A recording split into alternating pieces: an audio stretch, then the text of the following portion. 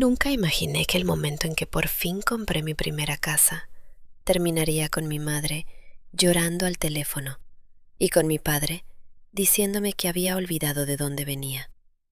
Quiero decir, ¿cómo algo que se supone que debería ser un logro importante acaba convirtiéndose en una guerra fría familiar? Y lo peor es que a veces, muy entrada la noche, cuando la casa está completamente en silencio, sigo haciéndome la misma pregunta. ¿De verdad solo puse un límite sano?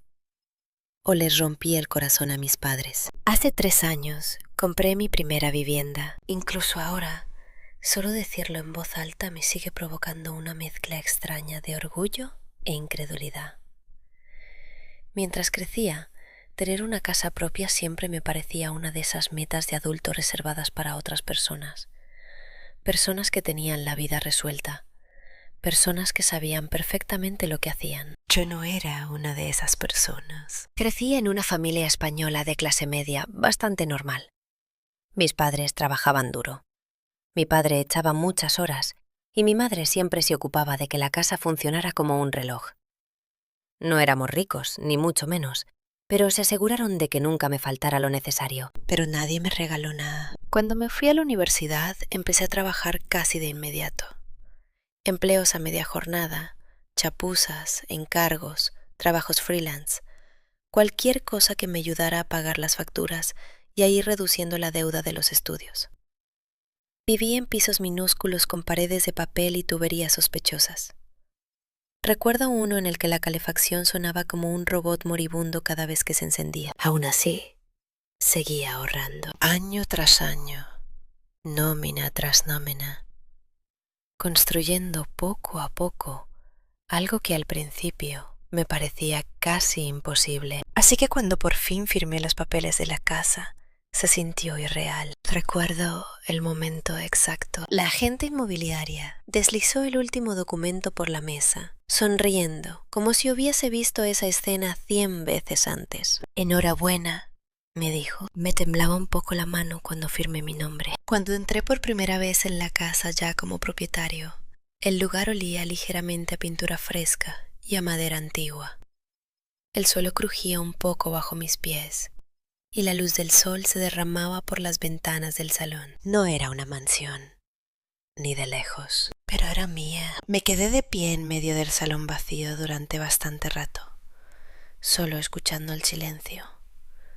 Ese tipo de silencio que solo pertenece a un lugar donde todavía nadie ha vivido tu historia. Ese mismo día llamé a mis padres. Mi madre contestó casi al instante. ¿La has comprado?, preguntó, con la voz ya cargada de emoción. La he comprado, le dije. Pegó un chillido de alegría.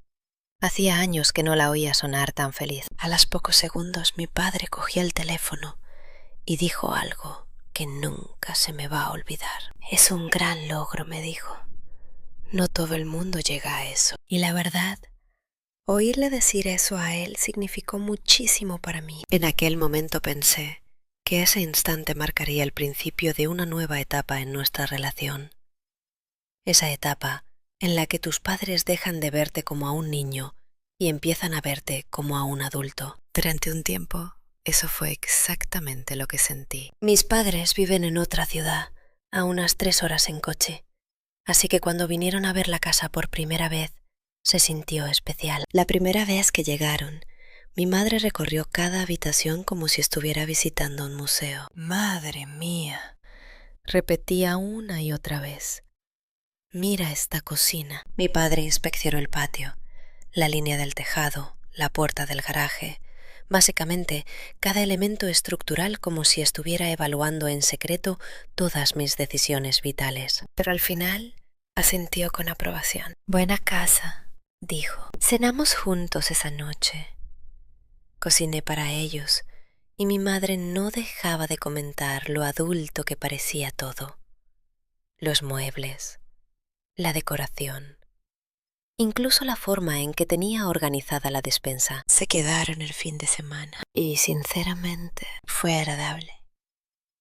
Sentí que les estaba enseñando la vida que había construido, pero entonces algo empezó a cambiar. Al principio fue sutil. Unos meses después, mi madre volvió a llamarme. Estamos pensando en ir este fin de semana, dijo. Por supuesto, le dije que sí.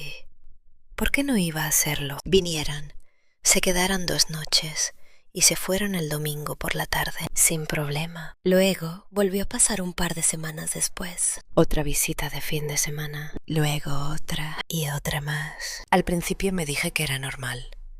Quizá simplemente estaban ilusionados con mi casa.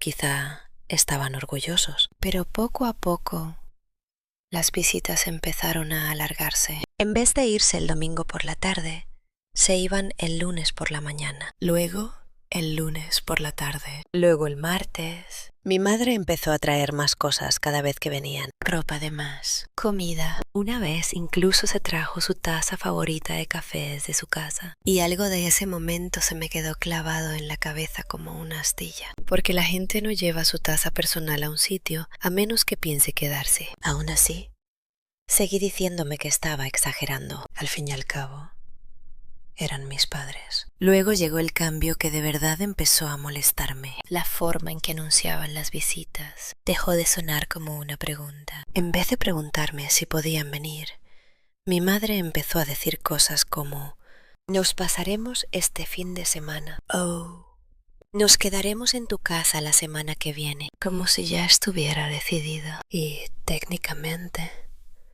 supongo que podría haber dicho algo antes. Pero hay un detalle importante. Trabajo desde casa. Mi trabajo requiere muchas horas de concentración. Llamadas, plazos de entrega, escritura, reuniones. Cuando estoy trabajando, necesito silencio. Necesito rutina. Tener gente en casa todo el día cambia eso. Aunque esa gente sean tus padres. A mi madre le gusta hablar muchísimo. Y mi padre pone la tele alta. Así que imagina intentar concentrarte en una reunión de trabajo mientras oyes un programa de cocina de fondo y conversaciones aleatorias a 5 metros de distancia. Al principio intenté adaptarme. Cerré la puerta del despacho. Usé auriculares. Cambié mis horarios. Pero cuanto más tiempo se quedaban, más difícil se hacía. Y entonces, la semana pasada todo acabó explotando. Mi madre me llamó un martes por la tarde. Su tono sonaba alegre, casual, como si estuviera hablando de la lista de la compra del fin de semana. Estamos pensando en ir unos días para cambiar de aires, me dijo. Vale, respondí con cautela. Y quizá quedarnos unas 2 semanas. 2 semanas. Recuerdo quedarme mirando la pared delante de mi escritorio mientras ella lo decía. 2 semanas. Mi cabeza empezó a hacer cuentas al instante. 14 días. 14 días de ruido. 14 días ajustando mi rutina. 14 días sintiéndome como un invitado en mi propia casa. Se me tensó el pecho. Y por primera vez desde que compré la casa, algo dentro de mí se quebró. Me quedé callado unos segundos al teléfono, después de que mi madre dijera que pensaban quedarse 2 semanas. 2 semanas. El número seguía resonando en mi cabeza, como si alguien hubiera dejado caer un objeto pesado en una habitación silenciosa. 14 días. 14 mañanas despertándome y oyendo voces en la cocina antes incluso de servirme el café. 14 días ajustando mi horario a la presencia de otra gente dentro del único sitio que se suponía que era completamente mío. Y lo más extraño era la naturalidad con la que lo dijo. Como si fuera lo más normal del mundo. No un ¿te viene bien? No un ¿tienes tiempo? Solo estamos pensando en quedarnos 2 semanas. Me eché hacia atrás en la silla y me froté la frente. Mamá, dije despacio, intentando mantener la voz tranquila. 2 semanas es mucho tiempo. Hubo una pausa al otro lado de la línea. Casi podía escuchar cómo se le formaba la confusión en la cabeza. ¿Qué quieres decir?, preguntó. Tragué saliva. Esto también es mi espacio de trabajo, dije. Trabajo desde casa. Tener gente aquí tanto tiempo me dificulta concentrarme. Otra pausa y entonces cambió el tono de la conversación. Es increíble lo rápido que puede desaparecer la calidez de la voz de alguien. Bueno, dijo mi madre, y de repente su voz sonaba un poco más afilada. Solo queríamos pasar tiempo contigo. Ya lo sé, respondí rápidamente. Y lo agradezco, pero necesito que me preguntéis antes de planear algo así. El silencio al teléfono se alargó todavía más esta vez. Entonces dijo algo que me revolvió el estómago al instante. Ahora necesitamos permiso. Sus palabras me golpearon más fuerte de lo que esperaba. No, dije con cuidado, escogiendo cada palabra como si estuviera caminando por un campo de minas. Pero es mi casa. Solo quiero que me lo preguntéis antes. Entonces soltó un suspiro. No un suspiro pequeño. Uno de esos suspiros dramáticos de padre o madre decepcionados que te hacen sentir que has suspendido un examen que ni siquiera sabías que estabas haciendo. No me puedo creer esto, dijo en voz baja. Se me encogió el pecho. ¿Qué quieres decir? Que suenas tan desagradecido. Esa palabra cayó como un puñetazo. Desagradecido. Sentí como el calor me subía por la nuca. Mamá, eso no es justo. ¿Ah, no? Respondió, alzando un poco la voz. Después de todo lo que hemos hecho por ti mientras crecías. Ahí estaba, la carta de la infancia. Cerré los ojos un momento y exhalé despacio. Aquella conversación ya no iba sobre la visita, ahora iba sobre algo más profundo, algo emocional. No estoy diciendo que no podáis venir, dije. Solo os estoy pidiendo que habléis conmigo antes de hacer planes para quedaros tanto tiempo. Antes de que pudiera responder, escuché otra voz al fondo. Mi padre.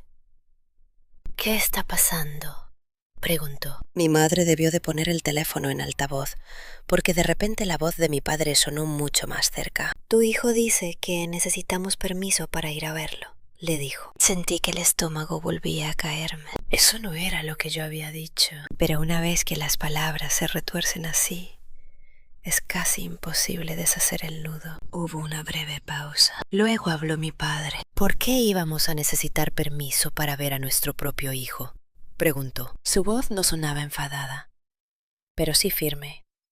De esa manera que tienen algunos padres cuando ya han decidido de antemano qué pensar. No es eso lo que quiero decir, respondí rápidamente. Entonces, ¿qué quieres decir?, preguntó. Intenté explicarlo otra vez. No se trata de venir de visita, dije. Se trata de quedarse largos periodos sin preguntármelo antes. Pero cuanto más intentaba explicarlo, peor parecía sonar. Mi madre volvió a intervenir. Pensábamos que te alegraría tenernos allí. Y me alegra, dije. Simplemente no 2 semanas sin avisar. Entonces mi padre dijo algo en lo que sigo pensando incluso ahora. La familia no necesita permiso para visitar. Durante un momento no supe qué responder, porque, en teoría, suena bonito. La familia debería sentirse bienvenida. La familia debería sentirse cómoda. Pero hay una diferencia entre sentirse bienvenido y sentirse con derecho. Y esa diferencia estaba de repente sentada en medio de aquella conversación. Respiré hondo. No estoy diciendo que no vengáis, repetí. Estoy diciendo que no podéis tratar mi casa como si fuera un apartamento de vacaciones. En cuanto las palabras salieron de mi boca, supe que la conversación acababa de cruzar una línea. Silencio.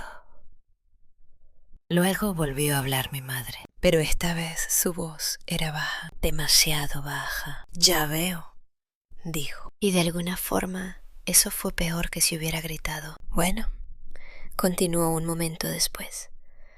Supongo que ahora ya sabemos lo que de verdad sientes. Se me cerró el pecho. No es que... Pero ya había colgado. La llamada se cortó. Yo me quedé sentado en el escritorio mirando el teléfono. La habitación de repente se sintió más fría. Durante mucho rato no me moví. Una parte de mí se preguntó si debería volver a llamar inmediatamente. Quizá podía arreglarlo. Quizá podía explicarme mejor. Pero otra parte de mí, la parte agotada, sabía que explicarme no cambiaría lo que ellos habían escuchado. Y lo que habían escuchado era muy simple. Su hijo acababa de decirles que no podían quedarse siempre que quisieran. Los días siguientes fueron raros. Normalmente mi madre me escribe casi todos los días, cosas pequeñas de la vida, recetas que encuentra por internet, fotos del huerto, comentarios sin importancia. Pero después de aquella llamada, nada.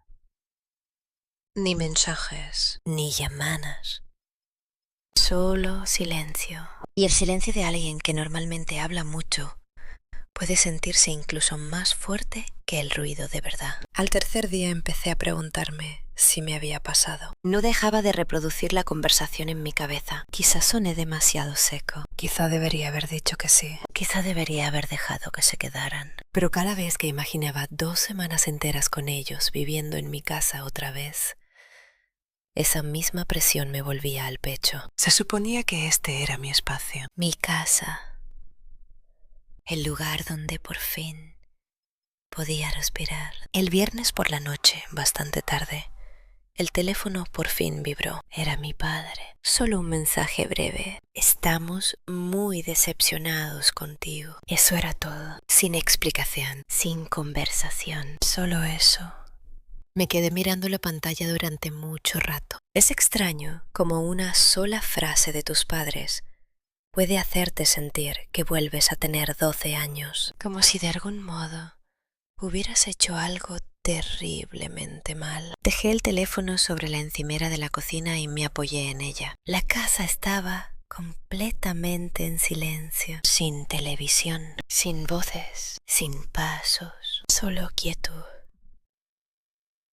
Y por primera vez en toda la semana me di cuenta de algo. El silencio se sentía pacífico, pero también se sentía un poco solitario. Y fue entonces cuando la verdadera pregunta empezó a colarse en mi cabeza. ¿Acababa de proteger mis límites? ¿O acababa de dañar mi relación con mis padres por algo que quizá no debería haber sido para tanto? Aquel mensaje de mi padre se quedó rondándome la mente durante días. Estamos muy decepcionados contigo. Es una frase tan simple, solo 4 palabras, pero de algún modo cargaba con el peso emocional de 1000 conversaciones que nunca habíamos tenido. Cada vez que caminaba por mi casa aquel fin de semana, volvía a pensar en ello. Me servía café en la cocina e imaginaba a mi madre de pie junto a la encimera, preguntándome si ya había desayunado. Pasaba por el salón e imaginaba a mi padre sentado en el sofá, viendo las noticias más alto de lo necesario. Pero la casa estaba en silencio, demasiado en silencio. Y lo peor era la culpa, que seguía apareciendo cuando menos me lo esperaba. Porque, si lo pensaba de forma lógica, sabía que lo que había pedido no era ninguna locura. No los estaba echando de mi vida, no estaba cortando la relación, solo les había pedido que respetaran mi espacio. Pero la lógica no siempre gana contra las emociones, sobre todo cuando esas emociones están ligadas a la familia. El domingo por la tarde estaba sentado en el porche de atrás con el portátil, intentando adelantar trabajo, cuando me descubrí mirando al jardín sin estar leyendo realmente nada de la pantalla. Mi cabeza estaba reproduciendo recuerdos de la infancia. Comidas familiares, viajes en coche, la forma en que mi madre me dejaba notas en la merienda cuando era pequeño, la forma en que mi padre aparecía en todos los actos del colegio, aunque tuviera cara de venir directamente del trabajo. Habían hecho mucho por mí y yo lo sabía, lo que hacía que toda esa situación pesara todavía más. Pero había otro recuerdo que no dejaba de salir a la superficie, algo que, creo, explicaba más de esta situación de lo que yo mismo entendía al principio. Cuando tenía 16 años conseguí mi primer trabajo de verdad en un pequeño supermercado del barrio. Nada glamoroso. Reponer estanterías, recoger carros, limpiar derrames. Pero yo estaba orgulloso de aquella paga. Lo primero que compré con mi propio dinero fue un escritorio pequeño de segunda mano para mi habitación. Recuerdo llevarlo a casa y montarlo pieza por pieza, sintiendo que había construido algo importante. Más tarde aquella noche, mi padre entró en mi cuarto, miró el escritorio y dijo algo que se me quedó grabado. Las cosas que uno se gana por sí mismo se sienten distintas. No se equivocaba. Y exactamente así era como se sentía esta casa. Distinta. No solo porque fuera mía, sino porque me la había ganado trabajando. El lunes, ya por la tarde, sonó el teléfono. Mamá. Me quedé mirando la pantalla un momento antes de contestar. ¿Sí? Hubo una pausa. Luego habló. Nos hiciste mucho daño. Sin saludo. Sin conversación trivial. Directamente al grano. No era mi intención haceros daño, dije en voz baja. Pues lo hiciste, respondió. Esta vez su voz no sonaba enfadada. Sonaba herida. Y de alguna forma eso empeoró todavía más las cosas. Solo queríamos pasar tiempo contigo, continuó. Lo sé, dije otra vez. Pero no sonó así, respondió. Sonó como si te molestáramos. Me recliné en la silla del porche y solté el aire lentamente. Nunca dije eso. No te hizo falta, respondió ella. El silencio se sentó entre nosotras durante unos segundos. Entonces dijo algo que realmente me golpeó. Cuando tú crecías, nuestra casa siempre estuvo abierta para ti. Sentí un nudo en el estómago. Y ahora tu casa no lo está para nosotros. No era verdad. Pero entendí por qué para ella sí lo parecía. Hay una diferencia entre oír, podéis venir cuando queráis, y oír, podéis venir, pero preguntadme antes. Para una persona suena a límite. Para otra suena a rechazo. No os estoy cerrando mi casa, dije con cuidado. Estoy pidiendo equilibrio. No respondió enseguida. Luego preguntó en voz baja. ¿No te gusta que estemos allí? La pregunta me pilló por sorpresa, porque la respuesta honesta era complicada. Me gusta veros, dije, pero las visitas largas me complican el trabajo. Siempre has estado ocupado, dijo ella. Lo sé. Y antes nos apañábamos. Hubo algo en esa frase que me irritó más de lo que esperaba. Quizá porque implicaba que mi trabajo no era lo bastante importante como para tenerlo en cuenta. O quizá porque ignoraba el hecho de que ahora esa era mi casa. Mamá, dije con suavidad, esta casa también es mi lugar de trabajo. Pues entonces, a lo mejor deberías venir tú más a vernos, contestó. Aquella sugerencia me hizo detenerme, porque en parte tenía razón. En los últimos años la mayoría de las visitas habían sido ellos viniendo a verme a mí. Viajar les resultaba más fácil desde que estaban jubilados, pero aún así, quizá el equilibrio se había ido desplazando sin que yo me diera cuenta. Hablamos un rato más después de eso. La conversación no volvió a convertirse en pelea, pero tampoco llegó a ablandarse del todo. Cuando colgamos, en realidad no se había resuelto nada. Unos días después me llamó mi padre, lo cual ya era raro. Mi padre no es precisamente una persona de hablar mucho por teléfono. Tu madre ha estado muy disgustada, dijo tras un saludo breve. Lo sé. Cree que no quieres que estemos cerca. Eso no es verdad. Ya se lo he dicho, respondió. Y entonces añadió algo que me hizo incorporarme un poco en la silla. Pero también le dije otra cosa. ¿El qué?